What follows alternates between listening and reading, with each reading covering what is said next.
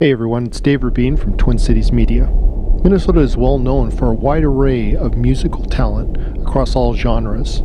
At the center of the metal scene, though, the Twin Cities has seen a huge rise of death metal bands. One band that stands in front of the pack is Buried Above Ground. They have been taking the scene by storm with an unmatched level of intensity, with an in-your-face level of artistry. I had a chance to sit down with the band at Winterland Studios to talk about their latest album, The Crown, and discuss their upcoming tour. Here it is.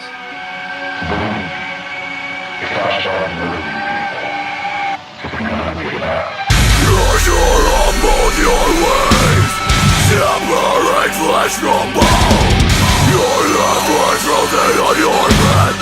I'll see and watch you die alone.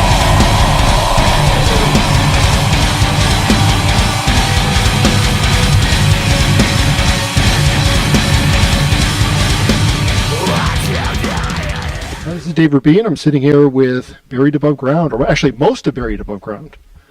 Right? Just about everybody. Right, so let's do a quick introduction. I'm Eric. I'm the one that yells at everybody. I'm DJ. I play guitar. Matt, and I play drums. All right, so I really appreciate you guys, taking some time out to sit down and talk. Thanks for having us. Yeah, definitely. So let's talk about the latest album, The Crown. What went into the writing process? I mean, we're sitting literally in the studio, right? That you guys cut the album. Yeah, we wrote a good chunk of it here too, actually. So myself and our producer Rick Copeland did the majority of the pre-production here, and then after that was kind of a wrap in demo form. Then, the rest of the band puts their sprinkles on it, and then we come back in and track it. And Eric did the vocals here too. So Yeah, I did do the vocals. well, you mean you did them here? Since we were talking about that. Yeah. Right on. So the concept of the album, where did the concept of The Crown come from? Well, I don't know. Not as much of a concept as I had with Birth, well, at least lyrically wise. It was a lot more personal of a reach for me. A couple of songs more actually about myself and just day-to-day things that were going on. as far as the naming of the album goes, was the only thing that we kind of had like an idea for, like the ethos, we'll say, of the project, and that was, we just kind of like, the crown is like the, obviously like royalty and the king, and we just felt like we wanted to show that we were ready, what I mean, to like kind of step up in class on this record, and saying that we can wear the crown was kind of our metaphorical way of saying that we're not really bottom dwellers anymore. We're not really trying to be, the young kids at the show anymore. We want to be the seasoned guys that have come in and kind of brought what we've been working hard to do over the time to the forefront, I guess, and maybe try to separate ourselves a little bit from, some of our peers or people around us. And Right on. So with the release of the album, and you guys toured just after that, and you just wrapped up the tour with Within the Ruins. What's the reception been like? Not only just for the album, but also for the live shows. I mean, I feel like, so in the last year, we felt like a big burst has happened, I guess, as far as the band goes. Playing a lot of emptier shows and stuff was more of our thing we were doing in the early days, you know what I mean, as we were grinding our teeth at this. But, over the last year, the reception's been really good. We've been on really good tours. The album did well, and I think that live, it's kind of been what's the word I'm looking for? It's kind of been the proof in the pudding, so to speak, that we're doing the right thing, and that people are coming out, and people are getting our tattoos and kind of crazy stuff. So that to me is the proof, I guess, that live shows are doing well. If you're willing to put something on your body for the rest of your life, I think something's going right. I guess Matt's the first experience playing them too, so I think. Yeah, I was gonna say that was my first run with the guys, and it was a lot of fun. And definitely looking out and seeing people going crazy every night was really, really cool. It's very vibe and feeling oriented music, so seeing everybody get into that headspace, and we start going crazy on stage, and everybody else follows suit, and I feel like it was really well received. Definitely. I mean, you guys have really been building a name for yourself. I mean, not only locally, but obviously outside of the Twin Cities, it's starting to build, and you can kind of see that.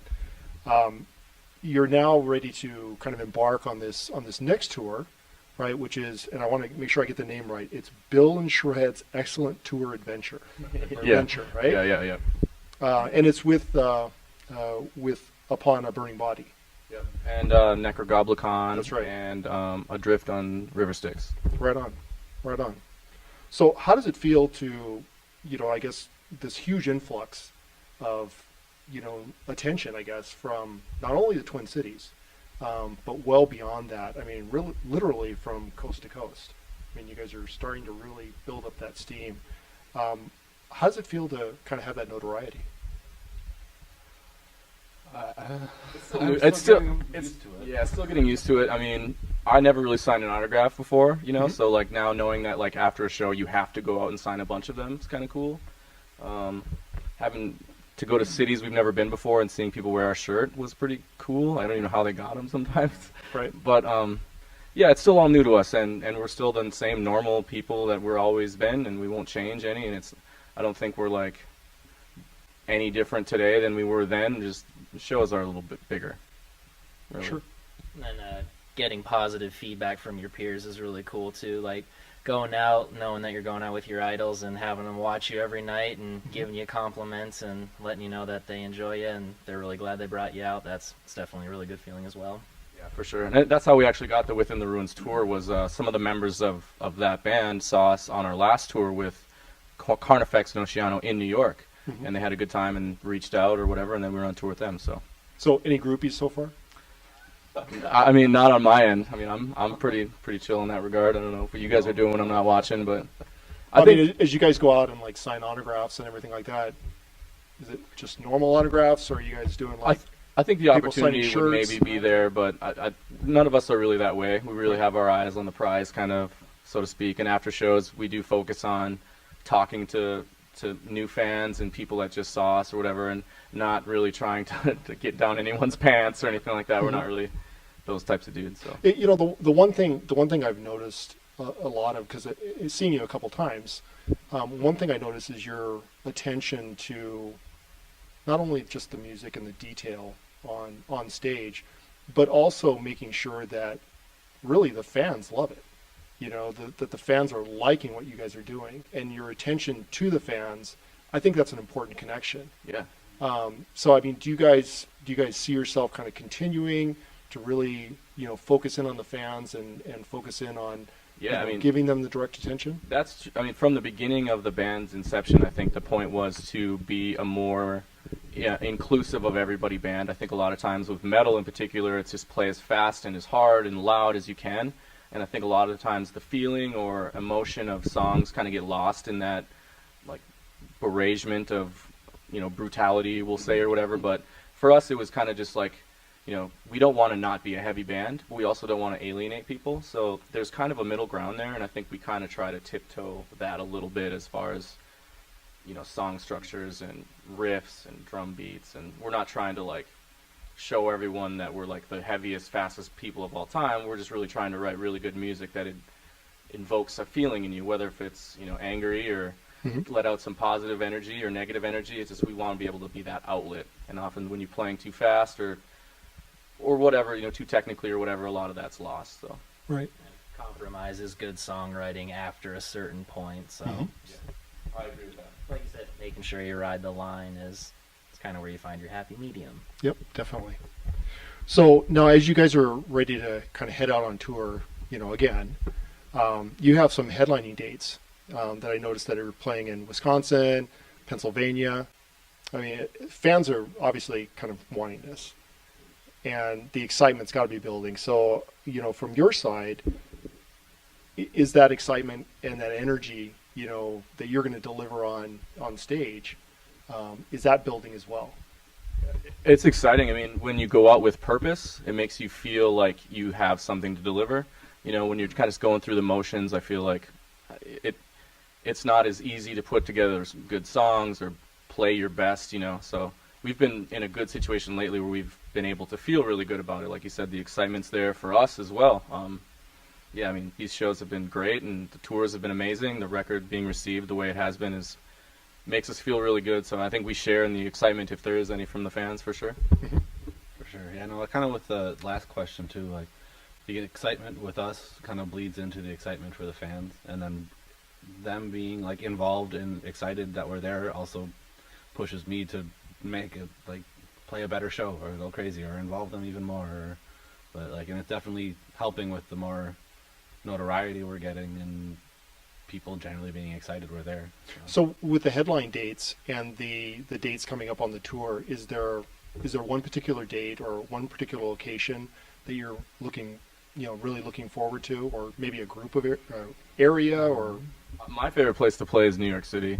I mean, parking is terrible, and driving a van, a trailer, or a bus through New York is probably the worst experience you'll ever go through. Mm-hmm. But it's worth it. The people there are really cool. I just admire the city, the atmosphere, and that's always my favorite place to go. So we've been there a couple times this year already. So I don't really know. I'm kind of stoked to hit Texas just because that's where Upon a Burning Body's from, and they haven't really been doing much lately, I don't think. the hometown shows will probably be cool. Texas will probably be popping off for those guys. Yep. Anything you're looking forward to? I was gonna say the Upon a Burning Body hometown show should be really sick. I know I'll hate it, but I've never been to New York, so it'll be cool at least saying that I've been there. Where are you guys playing in New York? It's a different venue than what we played. Gramercy Theater last time, and without busting my phone on, I don't know. Okay. I wouldn't know. Yeah, it's not the Gramercy. There's so many It's- cool places to play. Yeah, there. New York is such a cool place. I mean, after the show, I walked around for like 2 hours just by myself, just looking at the city and checking out pizza places and So yeah, I mean, it's just such a cool city. I just feel like a place that I personally would like to be in more. So going there a couple times a year has been really cool. Right on. So you guys have had a pretty incredible run so far. I mean, it's, from, I'm just kind of thinking back, like last year, you guys ended up with, with Media Awards for not only Music Video of the Year, Best Live Video of the Year, Best Metal Band, right, and Metal Band of the Year, if I remember correctly. So literally, Maybe. literally you've kind of taken Twin Cities by storm, especially in the metal scene. What do you attribute that success to?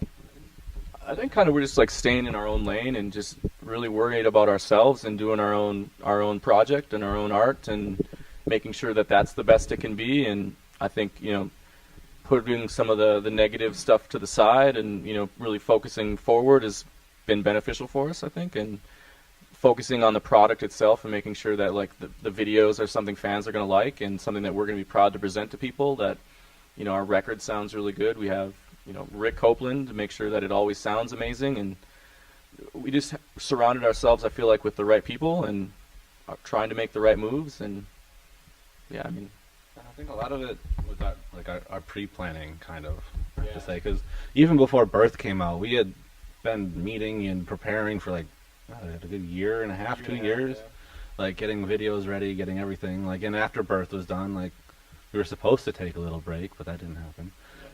But no, it's everything's kind of planned out before we get started, so we know where we're going, and it's not like, oh, we should do a video now. It's like, nope, we got 3 videos coming up, we got this happening. It's we do. So before records come out, we always have the product all done. So we don't like film a music video and then it comes out like the next week and then just hope it does well or whatever. There's a lot of planning that goes into our.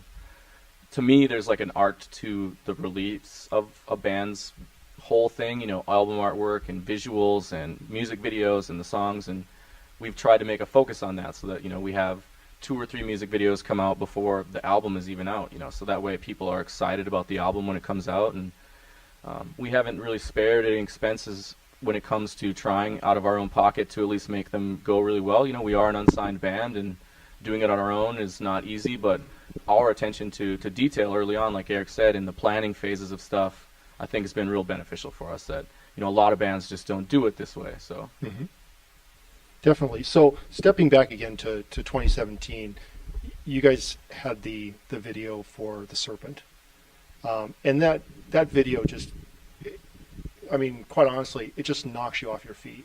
Thank you. It's so intense, and there's so much involved within that video. It's I mean, it was actually pretty incredible. But with the latest video for The Crown, that intensity definitely continued, and it almost built upon what came out with the Serpent. Where does that come from? I mean, I always give Eric a hard time because, you know, when he hits the stage, it's like an animal just releases.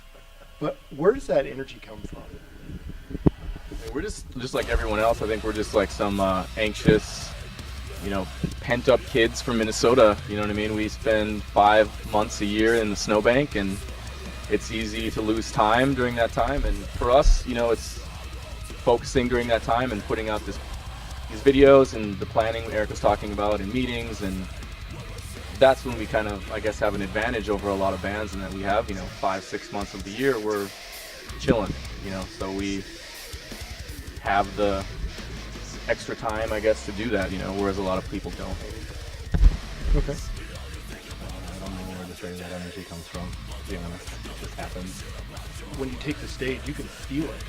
You know, literally, you can feel it in the room, and all of a sudden it just builds. Well, this is real. It is important to us, you know. Like playing a live show it's like the best part of my day. So knowing that sometimes we get to go and do that every night for like 5-6 weeks at a time, you know, that's real exciting for us, you know. How did you guys come up with the idea for the actual video of The Crown? What's The Crown? Well, I directed. That was the first video I've ever directed, actually. Okay. We just wanted to get together. So usually a lot of music videos have like a loose storyline of some kind, you know, where something's happening, and we wanted less of that and more visuals that would stir up kind of emotions as opposed to like a story, and you have to be like literally told what's happening. So we tried to make, you know, some visual imagery that evoked some of that as opposed to maybe a storyline, and that was our focus, is to cut that really wildly with some of our performance shots and make it kind of visceral and mean and dark, but then have a little bit of color in there. But yeah, so we tried to make it kind of a duality in a sense, I guess, but it wasn't like an intensive, like, we're going to be like heavier than the last song. It just ended up being that way. Right. And you know, one thing I do notice especially like the Serpent, probably some of the videos, maybe one of the videos before that, but also in The Crown, it's almost like Eric gets picked on. Yep. Yeah. You know? Well, he always ends up with like a snake or blood or something. You know, we're not going to let him be the lead singer and like not get away unscathed. So yeah, if there's going to be a coffin full of snakes, he's going to be in there. There's going to be a cross on fire. He's probably going to be on it. Yep. He's drowned in blood before. Yeah, I mean, I can't imagine that it's going to stop anytime soon. So if you like watching Eric get tortured, then you know the videos will probably only. So singer and stuntman, is that? Yeah, he does his own stunts. Does his own stunts. That's subliminal series. Right on. So okay, so you've got the tour coming up.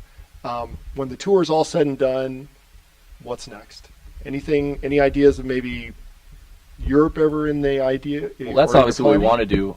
And we've had some offers to go there and do stuff. I think we just personally want to wait till the time is right. You know, we want to go there when it's really happening there for us, kind of like how it is here. It's easy for us to get on tours with some of our idols. You know, here we have a really good booking agent, phenomenal manager, like a great team around us, and I think we just want that happening in Europe before we go there and take that kind of risk. You know, we're not in any hurry. We're enjoying it right now. Right.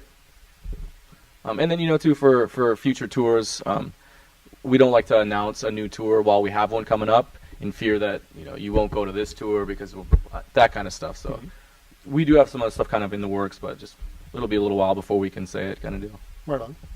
Right on. So in the tour bus, and you guys are going from location to location, venue to venue, what are you guys listening to? What music do you guys have on? Well, it's weird because so depending on who's driving, a lot of times we'll have like a podcast on. So there'll be like they listen to Serial Killer podcast. We listen to one tour.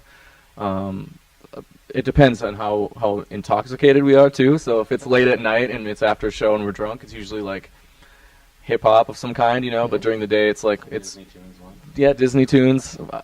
During the day, it's metal. I think that got caught on one of those tour videos. Yeah, if you want to see some of the members of the band singing to Frozen, Wasted, that video is available on the internets. But yeah, I think it's no specific genre, just kind of the feeling of the band, whatever we're doing at the time. Right on. Well, again, I wish you guys the best of luck on the tour. Thank you. Look forward to any future tour announcements, any new music. Certainly looking forward to that. Well, we appreciate you always being so cool to us, and Twin Cities Media has been like a major launching point for us to like get seen by some natural or some publications locally. So thank you for including us in what you guys do. Right on. Right on. Thanks a lot, guys. At the height of our lives, when we only live